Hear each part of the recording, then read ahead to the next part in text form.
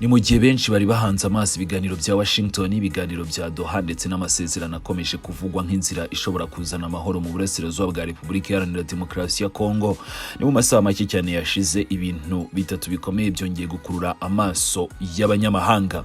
Icya mbere ni inkuru y'indege yari imaze iminsi buriwe irengero. Iyi yaje kuboneka yaraguye Mw'Ishyamba ryo muri Walikale. Iyo ndege yari itwaye hafi toni 2 z'imizigo yiganjemo amabuye y'agaciro, ikaba yari ihagurutse i Beni yerekeza mu bice bya Shabunda, ariko ni nyuma y'iminota mike cyane ihagurutse umupiloti yatangaje ko imwe muri moteri zayo ko yagize ikibazo mbere y'uko itakaza burundu itumanaho. Ni nyuma y'iminsi 2 ishakishwa habonetse umwe mu bakozi bayo akiri muzima, ni mu gihe umupilote we yitabye Imana ndetse n'abandi bakozi.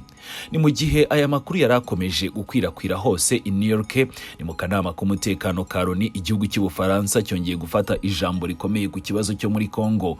Paris yongeye gusaba ko umwanzuro wa Loni 1773 kushyirwa mu bikorwa, maze isaba u Rwanda ngo gukura ingabo zarwo muri Repubulika Iharanira Demokarasi ya Congo, ibyo u Rwanda ruhakana, yewe rero ngo no guhagarika inkunga ubwo Bufaransa buvuga ko ruha AFC M23, ariko kandi banasabye leta ya Repubulika Iharanira Demokarasi ya Congo kurangiza ikibazo cya FDLR ndetse no gusubukura ibiganiro bya diplomasi. Ni mu gihe ayo magambo yavugirwaga i New York, Perezida Tracep nawe yari yatangiye indi gahunda ya diplomasi, aho yongeye kohereza minisitiri we ushinzwe kwishyira hamwe kw'akarere muri Guinée Equatoriale, aho yagejeje ku buyobozi bwa CAC ubutumwa bwihariye bwa Perezida Felix Antoine Tshisekedi Chilombo burebana n'umutekano mu burasirazuba bwa Congo, nubwo ibikubiye muri ubwo butumwa n'ubundi bitatangajwe ku mugaragaro. Amakuru yagiye hanze akagaragaza ko harimo inyandiko ivuga ku isenywa ndetse no kwambura intwaro abajenosideri bo muri FDLR,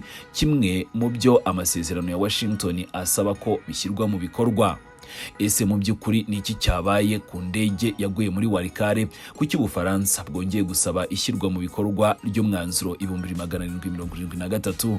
Kandi se ni ubuhe butumwa bwihariye Tshisekedi yohereje muri CAC ushobora kugira ingaruka ku biganiro birimo gukorwa hagati ya Kinshasa na Kigali? Ribo hasanitse subscribe. Ni muri iyi nkuru yacu tugiye kugaruka kuri buri ngingo yose uko yakabaye, duhereye ku byabereye muri Walikale twerekeza i New York, hanyuma dusoze tureba urugendo rwa diplomasi Perezida Tshisekedi akomeje mu bice bitandukanye ku isi, aho kuri ubu ngubu noneho akurikijeho Afrika yo hagati. Ni mu gitondo cyo kuri uyu wa gatanu, indege ya sosiyete ya Tracep Congo Aviation yahagurutse ku kibuga cy'indege cya Mavivi giherereye i Beni, ni mu ntara ya Kivu y'Amajyaruguru. Iyo ndege yo mu bwoko bwa RET-410 yari itwaye hafi toni 2 z'imizigo yiganjemo amabuye y'agaciro yerekeza ahitwa Icyangugu, aho ni muri teritwari ya Shabunda mu ntara ya Kivu y'Amajyepfo. Amakuru yatanzwe n'ikigo gishinzwe iby'indege muri Congo RVA agaragaza ko yahagurutse ku isaha y'isa 6:36 ku masaha yo muri Repubulika Iharanira Demokarasi ya Congo, ariko urugendo ntabwo rwatinze kubera ko nyuma y'iminota mike cyane ihagurutse umupiloti yatangaje ko imwe muri moteri 2 z'iyo ndege ko yagize ikibazo gikomeye. Akimara kubona icyo kibazo yafashe icyemezo cyo guhindura inzira ashaka kugwa ku kibuga cy'indege cya Walikale aho kugira ngo akomeze urugendo rwe, ariko mbere y'uko bigeraho ngaho itumanaho ryose hagati y'indege ndetse n'abashinzwe kugenzura ingendo zo mu kirere ryahise ricika mu buryo bwa burundu. Kuva uwo mwanya indege iba iburiwe irengero. Ibikorwa byo kuyishakisha nabyo ako kanya byahise bitangira kuri uyu wa gatanu. Hashyizweho amatsinda y'abashinzwe ubutabazi, inzego z'ibanze ndetse n'ikigo cy'indege cya Tracep Congo Aviation, nabo bwabo bohereza abakozi babo batangira gushakisha uruhindu iyo ndege bagira ngo bamenye aho yaguye. Ni nyuma y'iminsi 2 y'ibikorwa byo gushakisha nyine iyo ndege, ni ku mugoroba wo kuri iki cyumweru amakuru yemeje ko iyo ndege yabonetse mu gace ka Kamaninge, ni hafi y'umudugudu wa Buruko muri teritwari ya Walikale. Iyo ndege yari yaguye Mw'Ishyamba. Abatabazi bageze aho byabereye basanze umwe mu bakozi bayo akiri muzima, ni mu gihe umupilote n'abandi bari bahasize ubuzima. Umupilote mukuru we ngo yari yamaze gupfa. ni mu gihe i Walikale nyine habonwaga ibisigazwa by'iyo ndege muri Shabunda, nabwo abayobozi bemeje ko iyo ndege koko kitigeze ihagera, ahubwo ko bakomeje gutegereza bagaheba. Bavuze ko nyuma y'ubutumwa bw'uwo mu pilote avuga ko moteri yagize ikibazo ngo nta yandi makuru bongeye kwakira. Kugeza ubu impamvu nyayo y'iyo mpanuka ntabwo iratangazwa ku mugaragaro. Abashinzwe iperereza bagiye gukomeza gukora ubushakashatsi kugira ngo hamenyekane neza icyateye impanuka ndetse n'ibyabereye muri ayo masaha. Ni nyuma y'uko iyo ndege itakaje itumanaho.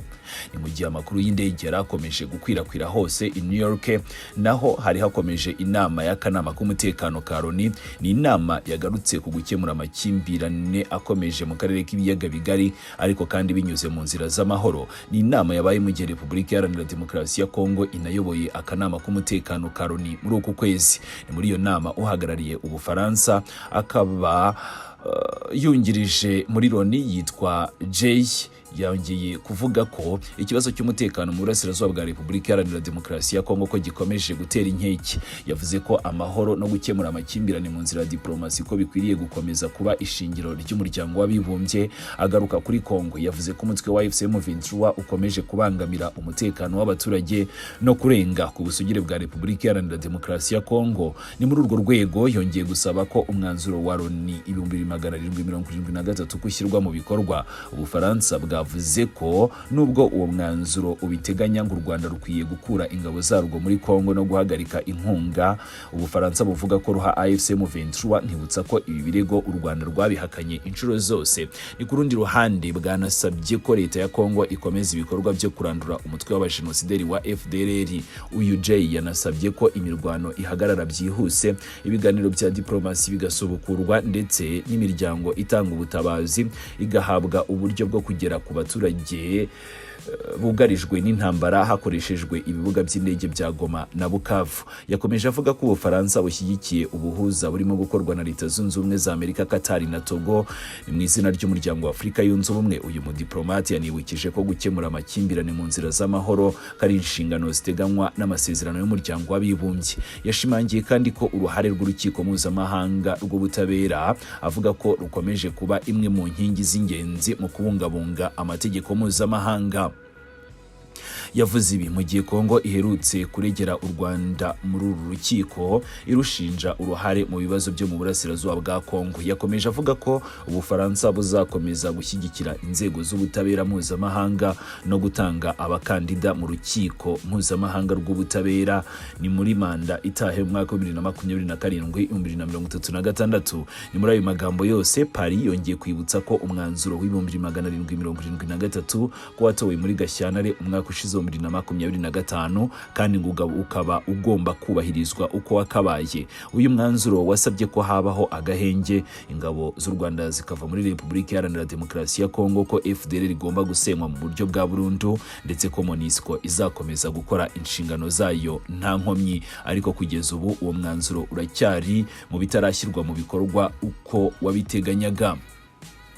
Ni mu gihe rero i New York muri Leta Zunze Ubumwe za Amerika, Ubufaransa bwari bwongeye gusubiramo ibyo busaba Perezida Felix Antoine Tshisekedi Chilombo. Nawe yari yatangiye urugendo rwa diplomasi binyuze mu ntumwa ye. Minisitiri ushinzwe kwishyira hamwe kw'akarere Floribert Anziruni nabwo yageze i Malabo, ni muri Guinée Equatoriale. Ni nyuma y'uko amaze iminsi azenguruka ku mugabane w'Uburayi ndetse no ku mugabane wa Afurika. Yarajyanye ubutumwa bwihariye bwa Perezida Tshisekedi bugenewe Perezida Teodoro Obiangwema Mbasogo, ari nawe uyoboye CAC muri iki gihe.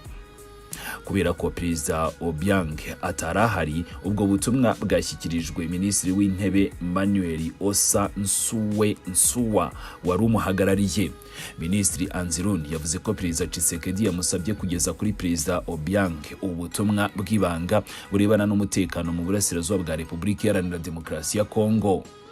Niyatangaje ibikubiye muri ubwo butumwa, ariko yavuze ko burebana n'intambara ikomeje mu burasirazuba bwa Kongo ndetse nuko Kinshasa ibona ikibazo cy'u Rwanda nk'umunyamuryango wa CAC. Hagati aho amakuru yatangajwe n'igitangazamakuru Jeune Afrique yo akavuga ko muri uru rugendo rwose rwa diplomasi ngo Minisitiri Anzironi anafite inyandiko ivuga ku isenywa ndetse no kwambura intwaro umutwe w'abajenosideri. Iyo nyandiko ivugwa ko yashyizweho umukono na Victor Byiringiro uyobora ishami rya politiki rya FDLR. Nk'uko aya makuru abivuga, Kinshasa irashaka kwerekana ko hari gahunda y'ubushake bwo gushyira intwaro hasi ndetse no gusesa uyu mutwe, aho kugira ngo usenywe hakoreshejwe imbaraga. Ni Perezida Tshisekedi Chilombo urimo kuzenguruka hose agaragaza uko uwo mutwe washyira intwaro hasi hatabayeho intambara.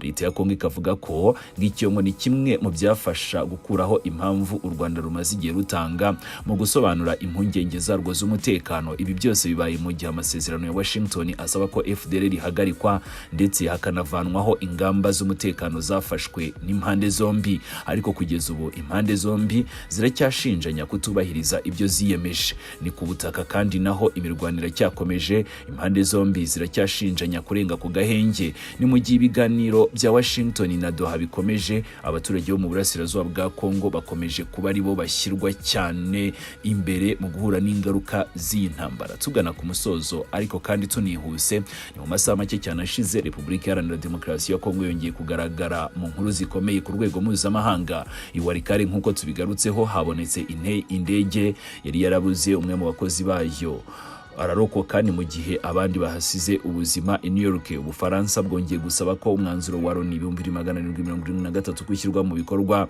Basaba u Rwanda gukuraho ingamba z'ubwirinzi, basaba ubutegetsi bwa Tshisekedi kurandura umutwe w'abajenosideri ndetse no gushyigikira inzira za diplomasi. Ni muri icyo gihe kandi Perezida Tshisekedi nawe akomeje gahunda ze za diplomasi muri CAC, aho yohereje ubutumwa bwihariye bugamije kuganira ku mutekano mu burasirazuba bwa Kongo. Ni mu gihe amakuru akomeza kuvuga ko inyandiko ivuga ku kwambura ndetse no gusenya FDLR nayo ikomeje kugenda igezwa ku bakuru b'ibihugu. Aya makuru yose aje mu gihe ibiganiro bya Washington na Doha bikomeje kuvugwa nk'inzira ishobora kugeza ku mahoro, nyamara ku butaka imirwanire cyakomeje, ibikorwa bya diplomasi birarushaho kwiyongera ndetse n'ibibazo by'umutekano bikaba bikomeje gukurikirwa n'akarere ndetse n'amahanga yose. Mukomeze mugire ibihe byiza. 5 kuri 5 turakomeza kubana.